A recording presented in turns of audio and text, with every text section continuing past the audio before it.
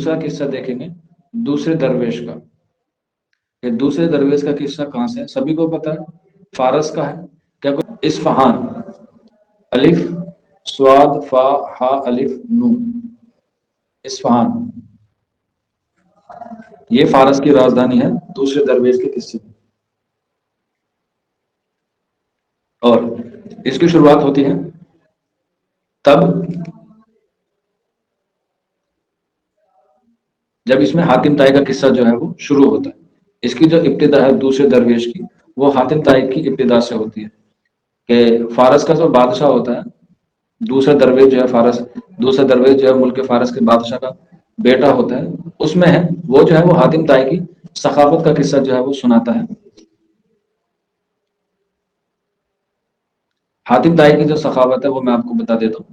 حاتم طائی کی جو سخاوت ہے وہ یہ ہے کہ وہ اس میں ایک بہت بڑا جو ہے وہ قصہ سناتا ہے، جس میں وہ ایک بہت عظیم خیرات خانہ جاری کرتا ہے. اور یہ بات جو ہے اس کو جو سخاوت ہے حاتم طائی کو، وہ غیبانہ طریقے سے ملی ہوتی ہے حاتم طائی کو. اب جو حاتم طائی ہے اس کو ایک بادشاہ ہوتا ہے نوفل، وہ اس کو قتل کرنے کا ارادہ جو ہے وہ کرتا ہے.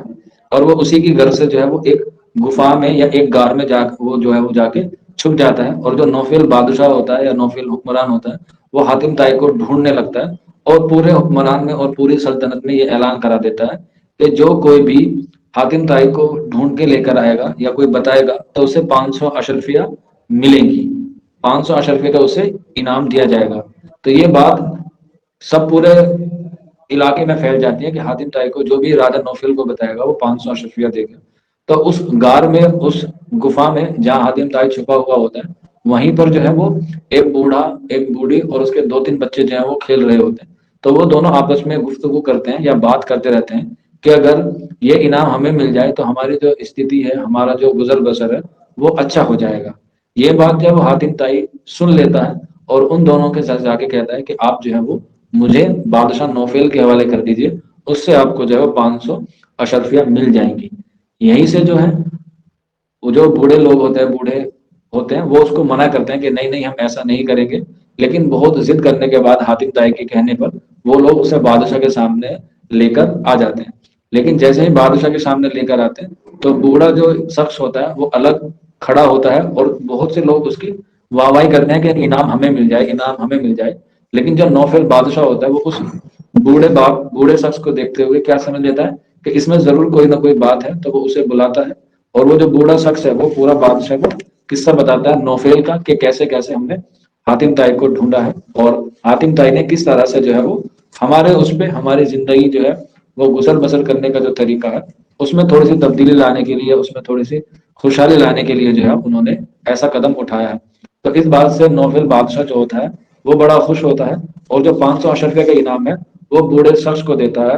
اور جو لوگ جھوٹی تعریف کر رہے تھے ان کو 500 جوتیاں مارنے کا جو ہے وہ حکم دیتا ہے کہ جتنے لوگوں نے برائی کی ہے ان کو 500 جوتیوں کا انعام دیے، یعنی کہ ان کو 500 جوتیاں ماری جائیں. اور پھر دوبارہ سے نوفل بادشاہ جو ہے وہ حاتم طائی کو سردار بنا دیتا ہے، یا کہہ سکتے ہیں بادشاہ بنا دیتا ہے. اور اسی قصے سے متاثر ہو کر درویش جو ہے وہ ایک عالیشان خوبصورت محل بنواتا ہے جس میں کتنے دروازے ہوتے ہیں؟ 40 دروازے ہوتے ہیں. اور وہ اس میں لوگوں کو خیرات کرتا ہے. اسی دن خیرات کرتے ہوئے وہاں پر ایک بوڑھا آ جاتا ہے جو 40 کے 40 دروازوں سے باری باری اشرفیہ لیتا ہے. اور یہ بات جو ہے وہ بری لگ جاتی ہے اور وہ اسے چھٹک کے کچھ کہہ دیتا ہے، کچھ ایسے الفاظ کہہ دیتا ہے جو اس فقیر کو جو وہ ناگوار گزرتے ہیں. اور فقیر کا جو مراد کرتا ہے یا فقیر کا جو معنی ہے وہ اس طرح سے نکالتا ہے: فا سے بنتا ہے فاقہ، فا سے بنتا ہے فاقہ، کاف سے بنایا کنایت، کاف سے بنتا ہے کنایت، اور را سے بنتا ہے ریاضت. یعنی کہ یہ فقیر ہے، اس کی جو تشریح ہے یا اس کا جو مطلب ہے وہ اس طرح سے بنتا ہے: فا سے ہے فاقہ، کاف سے ہے قنایت، اور آر سے ہے ریاضت.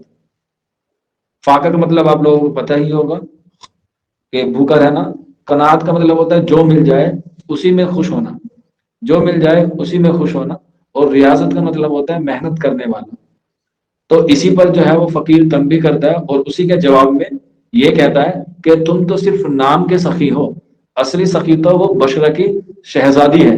جیسے ہی وہ کہتا ہے اس کے جواب میں جیسے فقیر کی تشبیہ کی ہے یا اس کا معنی نکالا تھا ठीक उसी तरह से जो है फकीर निकालता है। सखी का मतलब सीन से बनता है समाई, समाई, खा से बनता है खौफ इलाही, और या से बनता है पैदाइश और मौत को याद रखना। यहाँ पे जो या का मतलब है वो है पैदाइश और मौत को याद रखना। तो ये उसकी पूरा मतलब होता है सखी का, कि तुम तो सिर्फ नाम के सखी हो। अगर तुम्हें असली सखावत देखनी है तो बशरा की शहजादी को देखिए, उसकी सखावत जो है वो पूरे आलम में मशहूर है। बस इसी बात को बशरा की शहजादी को ढूंढने चला जाता है। और कैसे जाता है? गेरुआ कपड़े पहनकर, गेरुआ कपड़े पहनकर, एक जोगी का, एक फकीर का लिबास पहनकर वो जाता है, क्योंकि उस वक्त जो है वो फकीर की बहुत इज्जत और आफियत की जाती है। तो वो गेरुए कपड़े पहनकर जाता है। और जैसे ही वो जाता है एक मुल्क में, उस बशरा की वहां पहुंचता है, तो उसकी मुलाकात होती है बेदार बख्त से। वो उसे अपने घर पे रखता है, बेदार बख्त, और उसके अच्छी खासी खातर तवज्जो करता है, उसको बहुत इज्जत देता है और उसको बहुत सारा मालो दौलत देता है। तो फिर 3-4 दिन गुजर जाने के बाद जो है वो वहां से वापस निकलता है। तो जब वो उससे बेदार बख्त से इजाजत लेता है आगे चलने की, तो वो बेदार बख्त कहता है, हाँ, ये वाला जो माल है वो आप या तो अपने साथ ले जाइए, या इसको किसी को दे दीजिए अपने हाथों से, या जो सामान है आपका उसमें ताला लगा के आप अपने पास चाबी रख के ले जाइए। तो वो ऐसे ही करता है, सामान में ताले लगाता है और चाबी अपने पास रख के आगे चलता है। आगे चलता चलता फिर उसे एक और शख्स मिलता है, वो वहीं पे भी उसी तरह से काम करता है, इसी तरह से उसकी खातिर तवज्जो करता है, वो वहां पे भी रुकता है, उससे भी फिर वो इजाजत लेके चलता है, फिर वो आगे जाता है। लेकिन जब वो आगे जाना होता है तो वही वाला मसला है, वो माल लेने से मना कर देता है, उसको इजाजत कहता है कि भैया तो आप ये वाला माल किसी को दे दीजिए या रख दीजिए। तो वो कहता है कि उसी बूढ़े शख्स से कहता है कि आप जो है मेरा बस एक काम कर दें, कि मुझे जो शहजादी है उनसे एक बार मेरी जो है वो मुलाकात करवा दीजिए। वहां पे जब इसको पता चलता है तो वो वहां की जो दाई होती है, जो बशर की शहजादी के वहां पे काम करती है, या वहां पे जो पहरेदार होती है, वहां पे वो उससे मुलाकात करवा देता है, वो बूढ़ा शख्स दाई से। तो दाई कहती है कि अगर आपको उनसे मिलना है तो उनकी जो मेहर है वो अदा करनी होगी। कुछ इसमें मेहर का एक सिस्टम है, वो मैं आपको बताऊंगा कि मेहर का क्यों है। तो जब वो मेहर अदा करने की बात होती है तो इसमें कहानी जो है फिर वो आगे चलती है, आगे चलती है। दाई जो है वो मल्लिका के पास ले जाती है, और दाई को शहजादी जो है वो उसको बताती है, दरवेश को जो वहां पे पहुंचा था, ये मल्लिका जो है उसकी जो सखाफत है वो क्यों है, वो कैसे है। पूरा किस्सा सुनाती है कि उसकी बशरा का जो शहजादा बादशाह था, उसकी 7 बेटियां थी, 7 बेटियां थी, जिसमें सबसे छोटी यही थी। तो ये कहता है बादशाह अपनी सबसे छोटी बेटी से कि तुम जो आई हो इस दुनिया में वो मेरी वजह से आई हो, जो तुम्हें ऐशो इज्जत मिल रहे हैं वो मेरी वजह से मिल रहे हैं, आपको जो इज्जत मिल रही है वो मेरी वजह से मिल रही है। तो इसके जवाब में शहजादी कहती है कि नहीं, जिसने तुम्हें बनाया और जिसने मुझे बनाया वो है। यानी कि वो खुदा की तारीफ करती है और वो उसका नसीब है। तो कहती है कि वो नसीब जो है वो ऊपर से लिखा हुआ आया है। तो इसी बात को वो मद्देनजर रखते हुए बादशाह है उसे जंगलों में फेंक देता है, और वहां पे जो है उसको छोड़ देता है कि अब जो है आप जो है वो अपनी जिंदगी गुजारिए। तो वहीं पर जो है वो रहती है, और वहां पे एक भीख मांगने वाला फकीर होता है, और वो उसकी परवरिश करता है, उसको बासी रोटी देता है, खाना पीना देता है। इसी तरह से जो वो फकीर उसकी तरबियत करता है शहजादी की। तो एक दिन जो है उसका मन होता है कि मैं अपने सर में जो है वो तेल मालिश करवाऊं। तो वो उस फकीर से कहती है, या उस जोगी से कहती है कि आप जो है मेरे बालों में जो है वो तेल लगाइए। तो जैसे ही वो तेल लगाने के लिए बाल खोलती है, तो उसका एक हीरा गिर जाता है, मोती का हीरा उसके बालों में जो अटका हुआ होता है वो वहां पे गिर जाता है। और वो शहजादी उस फकीर से कहती है कि आप इसे बाजार में जाइए, बाजार में जाने के बाद इससे जो कीमत हो वो वापस ले आइए।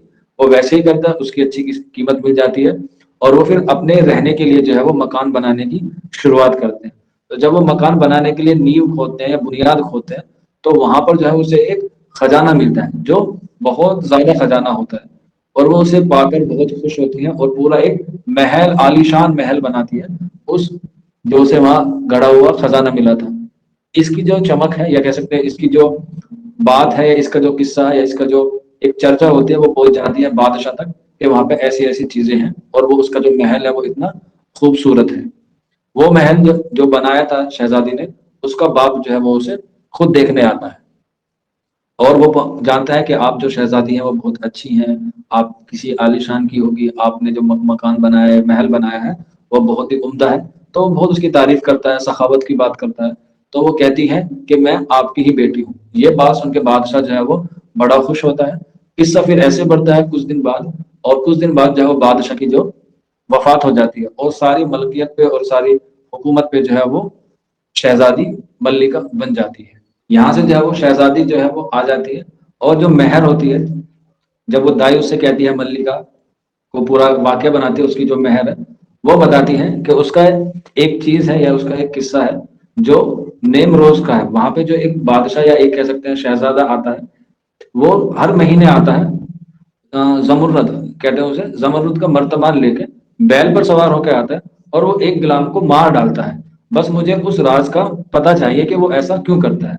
بس اسی کی اس میں اسی راز کو جاننے کے لیے درویش جو ہے وہ نکل پڑتا ہے شہر نیم روز میں، اور وہ روانہ ہوتا ہے وہاں پر۔ جب جو دیکھتا ہے، قصہ دیکھتا ہے، پوری طریقے سے جو ہے وہ اس کو جانچنے کی پرکھنے کی کوشش کرتا ہے، اور وہ شہر نیم روز پہنچ جاتا ہے۔ وہاں پر دیکھتا ہے کہ جو اس نے بتایا تھا شہزادی نے، کیا وہ بالکل ٹھیک ویسے ہی ہے کیا نہیں ہے۔ جو گھوڑے پہ بیٹھ کے آتا ہے، اور وہ جو ہر مہینے جو ہے وہ ایک غلام کو مارتا ہے، اس میں بھی یہاں پہ ایک چھوٹا سا قصہ ایک اور ہے۔ وہ اپنا قصہ سناتا ہے جو بیل پر بیٹھ کے آتا ہے، کہ وہ بیل کون ہوتا ہے اور اس کے ساتھ ایسا کیوں ہوتا ہے، کیونکہ وہ بھی کسی ایک بادشاہ کا بیٹا تھا، اور اس پہ کسی جوگی نے یا کسی نجومیوں نے ایک اس کی وہ کہتے بھوشیہ وانی کی تھی کہ آپ جو ہے وہ کسی طرح سے چاند اور سورج کو نہیں دیکھ سکتے، آپ کی جو پرورش ہے لگ بھگ 14 سال تک یا 15 سال تک کسی ایک غار میں ہونی ہے۔ تو وہیں پہ وہ غار میں رہتا ہے، اور وہاں پر ایک دن جو ہے وہ ایک پھول اس کو دیکھ لیتا ہے، زمین میں جیسے پھول آ جاتے ہیں، تو اس پھول پہ جو ہے وہ ایک پری ہو جاتی ہے، اور اس پہ وہ عاشق ہو جاتا ہے، اور وہ اس سے عشق و محبت کرنے لگتا ہے۔ پھر اس میں کوئی ایسی ایک بیماری آ جاتی ہے جس کا کہیں علاج نہیں ہوتا۔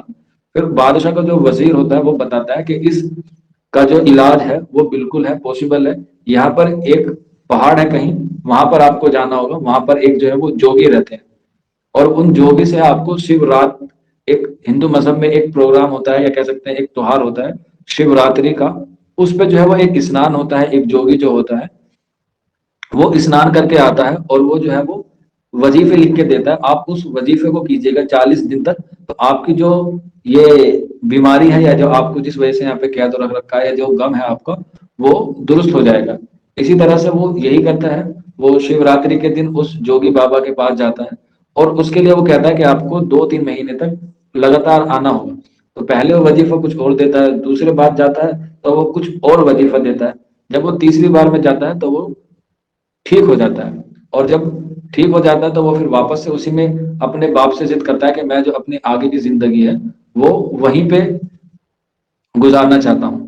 تو ایک دن ایسا ہوتا ہے کہ اس کے آس پاس کا علاقے میں یا اس کے آس پاس ہی جو ہے وہ شہزادی جو ہوتی ہے ایک اور، جس سے وہ پھر دوبارہ سے عشق کرنے لگتا ہے کسی دوسری شہزادی سے، جو جوگی ہوتے ہیں وہاں پہ جو ہے اس کے سر کے آس پاس جو ہے وہ کھڑا رہتا ہے، اور جیسے ہی وہ کچھ وہاں پہ درود پڑتا ہے یا کہہ سکتے ہیں جو اسے وظیفے لکھنے ہوتے ہیں، تو جو اس کے پیچھے جو وہاں پہ بادشاہ کے پاس جو کھڑا ہوتا ہے وہ جو ہے وہاں پہ ایک دم سے کیا بن جاتا ہے، اور وہ جو فلسفہ پڑھتا ہے وہ چینی کلفی کا وہ پڑھتا ہے، چینی کلفی کا کوئی وظیفہ یا فلسفہ سا پڑھتا ہے، اس سے جو ہے وہ غلط ہو جاتا ہے، اور اس سے وہ جو ہے نا بیل بن جاتا ہے، اور اس کو یہ ہو جاتا ہے کہ آپ کو ہر مہینے کی اس تاریخ کو جو ہے وہ ایک غلام کو مارنا ہوگا۔ پھر وہ دوبارہ سے کسی اور مشکلات میں پڑ جاتا ہے۔ یہاں سے بات سن کے جو ہے وہ دوسرا درویش جو ہے وہ بہت ہی دکھی ہوتا ہے، اور وہ چاہتا ہے کہ اس کی جو وہ ہے کیا بولتے ہیں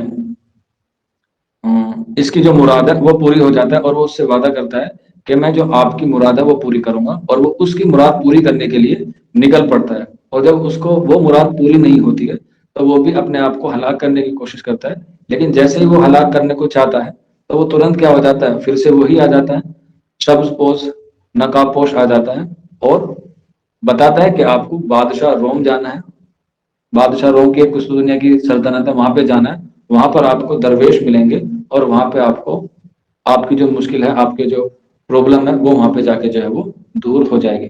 اس طرح سے جو ہے وہ دوسرا قصہ شروع ہو جاتا ہے، اور پھر صبح ہو جاتی ہے، اور پھر آزاد وقت آ جاتا ہے، اور آزاد وقت آ جاتا ہے تو ان چاروں کو لے جاتے ہیں اپنے دربار میں، اور پھر وہاں پہ تیسرا قصہ شروع ہوتا ہے جو ہوتا ہے آزاد وقت کا۔